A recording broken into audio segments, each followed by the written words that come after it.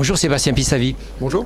Vous êtes PDG de jeuxvideo.com, société qui, semble-t-il, est installée à côté de Rurality. Oui, plus exactement, j'ai quitté mes fonctions opérationnelles il y a 15 jours, mais j'ai dirigé l'entreprise que j'ai cofondée pendant une quinzaine d'années. Alors c'est quoi cette entreprise? Alors c'est une entreprise qui s'appelle l'Odyssée Interactive, la structure, et qui édite un site internet qui s'appelle jeuxvideo.com, qui est un des plus gros sites français, toutes catégories confondues, et qui accueille chaque mois 4,5 millions de personnes qui se connectent sur le site pour se tenir au courant de toute l'actualité vidéoludique. Alors on pourrait quand même se poser une question simple. Pourquoi s'installer à Aurillac ? Parce que je suis originaire du département, c'était une bonne raison affective, et puis parce qu'il n'y avait pas d'obstacle majeur à s'implanter ici. Il y avait ce qu'il fallait au niveau technique, et puis il y avait un village entreprise qui a été construit peu de temps avant la création de notre entreprise, donc qui tombait au bon moment.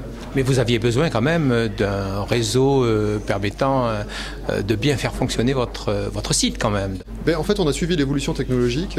Au tout début, on avait une ligne numéris, puis des lignes SDSL, et maintenant l'entreprise dispose d'une ligne très haut débit à 100 mégabits. Donc c'est pas un souci majeur.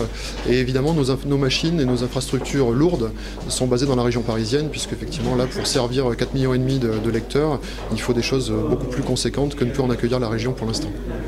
Et votre public aujourd'hui, c'est essentiellement un public de jeunes ?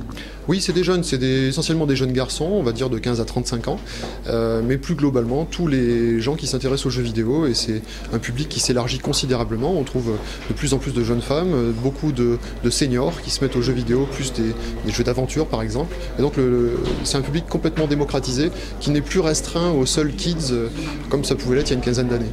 Quel témoignage vous pensez pouvoir apporter à l'ensemble des partenaires qui sont présents ici à Rurality ?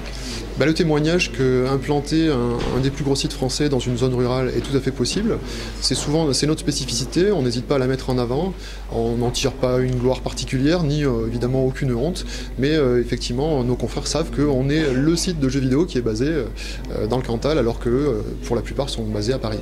Vous avez quand même abordé dans la table ronde à laquelle vous avez participé le problème d'écoute.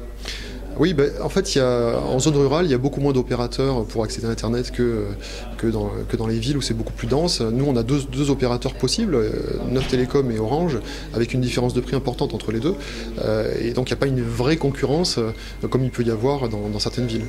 Et je vais quand même vous poser la question, vous l'avez donné la réponse dans la salle. Quels sont les choix que vous avez pu faire ?